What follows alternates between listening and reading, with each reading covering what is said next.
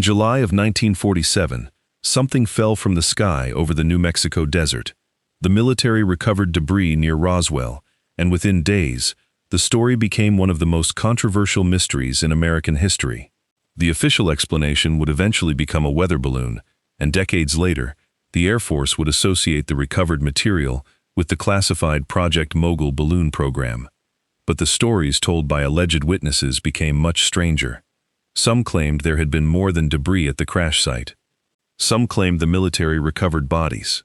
And one story, rarely discussed, describes something even more unsettling: an alleged survivor that was still alive when it was brought into military custody. There is no verified government record confirming that such a survivor existed.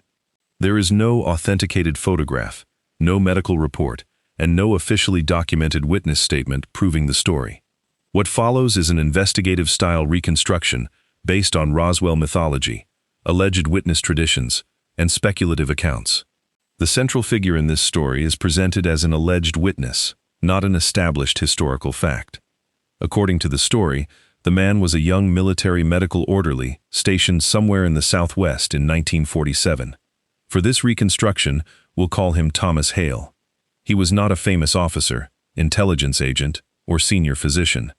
He was simply a medical worker who, according to the account, was occasionally assigned to assist military personnel after accidents and emergencies. That ordinary position is important, because it would have placed him close enough to something unusual without making him important enough to appear in the history books. Several days after the Roswell crash, Hale was reportedly told to report to a restricted military facility during the night. He was given almost no information. He was simply told to bring a stretcher and medical supplies. When he asked what had happened, the person giving the order allegedly told him there were injured personnel who needed assistance. Nothing about the instructions sounded extraordinary, but when Hale arrived at the facility, he immediately noticed that something was different. The area was heavily guarded. Military vehicles were positioned around the building, and personnel moved between the entrances without speaking much. There were no civilians, no journalists, and no ordinary medical staff. The entire place appeared to be operating under a level of secrecy that Hale had never experienced before. He was taken inside and moved through a series of temporary partitions. The first thing he noticed was the smell. It wasn't the familiar smell of blood or antiseptic from a normal medical emergency. According to the alleged account, it was something metallic and unfamiliar, almost like copper mixed with rain. At first, Hale believed the injured people inside were human. The lighting was poor, and the circumstances were confusing. Then he saw the proportions of one of the figures more clearly. The body was small and unusually thin. The head appeared too large for the torso, and the arms seemed longer than they should have been. He assumed the injuries had distorted the body until he reached the final station. He saw something he could not explain. The figure lying on the table was approximately 4 feet tall. Its skin appeared gray and almost completely smooth. The head was disproportionately large, and the eyes were dark and wide. Hale initially thought the figure was unconscious, but then he noticed the chest moving. It was breathing. He reportedly stood there for several seconds without moving. He had been told that there were injured people inside, but nobody had prepared him for the possibility that the injured person might not be human.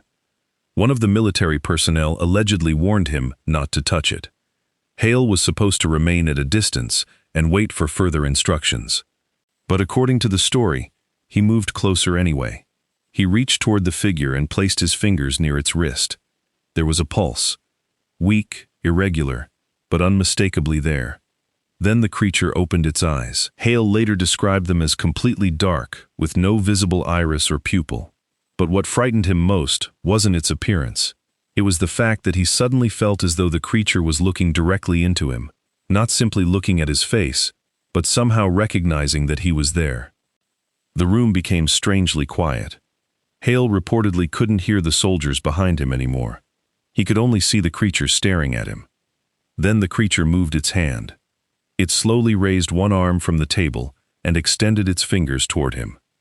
Hale hesitated. He had been instructed not to touch it, but according to the story, he eventually reached forward and took its hand. What happened next is the part of the alleged account that makes the story so difficult to separate from mythology. Hale reportedly said he did not hear a voice. He didn't see words and didn't hear anything spoken aloud. Instead, he experienced what he described as a sudden sensation inside his mind. He felt an enormous distance, a kind of coldness that wasn't physical, and an overwhelming sense of loneliness.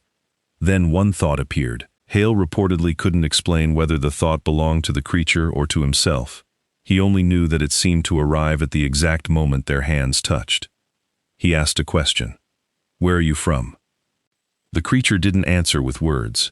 Instead, Hale allegedly experienced another image, a dark sky filled with stars, followed by the sensation of movement through an enormous distance.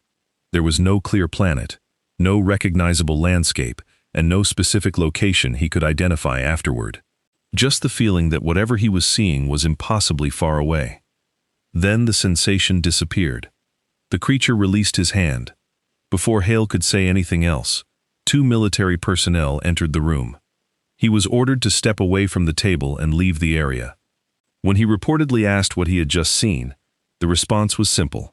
He had seen nothing. He was escorted outside and told to return to his quarters.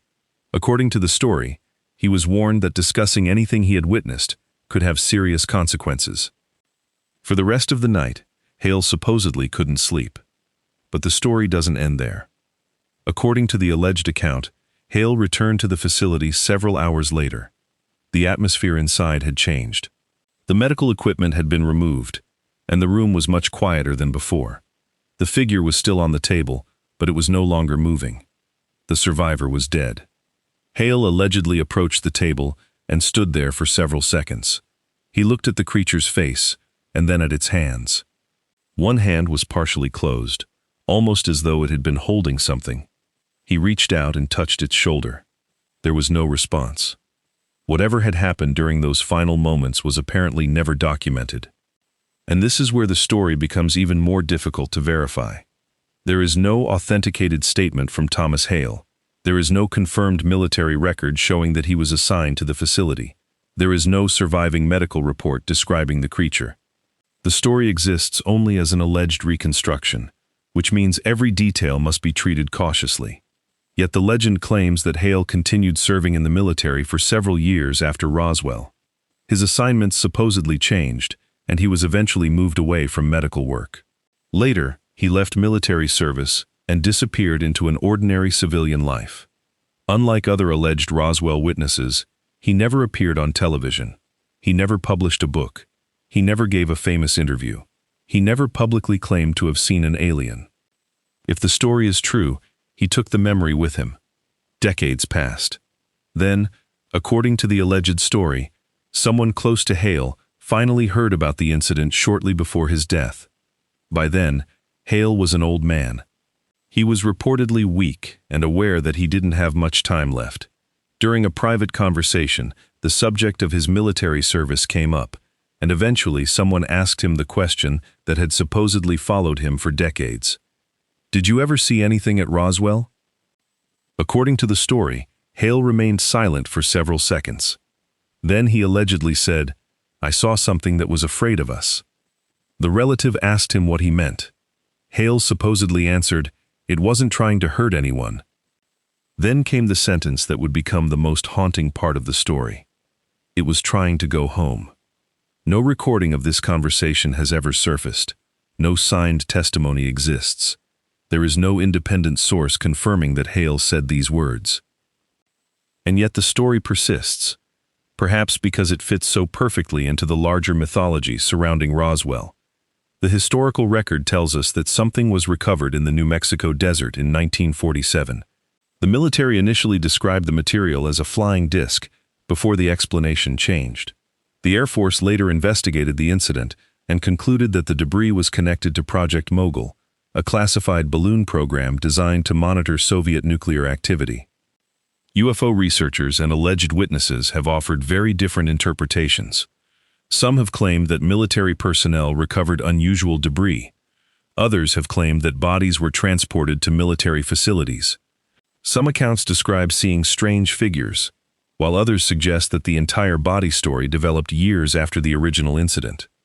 That distinction matters. There is a major difference between an alleged witness account and historical evidence. The fact that someone claims to have seen something does not establish that the event actually happened. And in the case of Thomas Hale, we don't even have enough evidence to establish that the witness himself existed in the form described by this story. So why tell it? Because mysteries like Roswell survive precisely where the evidence becomes incomplete. There are documents we can examine. There are official explanations we can compare. There are witnesses whose stories changed over time. There are other witnesses whose accounts were recorded decades later, and there are enormous gaps between what is documented and what people believe happened. Perhaps Thomas Hale was a real person whose story disappeared.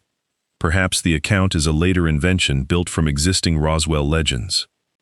Perhaps it combines details from several different witness stories into one narrative.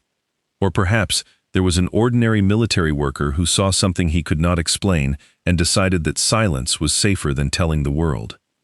We may never know. But imagine, for a moment, that the story were true. Imagine being a young medical worker in 1947 and finding yourself standing in a military facility beside something that was not supposed to exist. Imagine realizing that the creature on the table was alive. Imagine it opening its eyes and reaching for your hand. And then imagine walking away without knowing what you had just touched. No photograph, no report, no official acknowledgement, only a memory. Perhaps that is what makes the story so unsettling. Not the idea of an alien crash, not even the possibility of a government cover-up, but the idea that somewhere in the middle of one of the 20th century's most famous mysteries, an ordinary person may have stood face to face with something completely unknown and then spent the rest of his life carrying that experience alone. The official record says one thing. The legend says another. And somewhere between those two versions of Roswell is a question that has survived for nearly 80 years. What, exactly, was recovered in the New Mexico desert in 1947? And if something survived the crash, who was the last person to see it alive? We may never find his name. We may never hear his testimony. And if the story was true, perhaps the final witness disappeared long before anyone thought to look for him.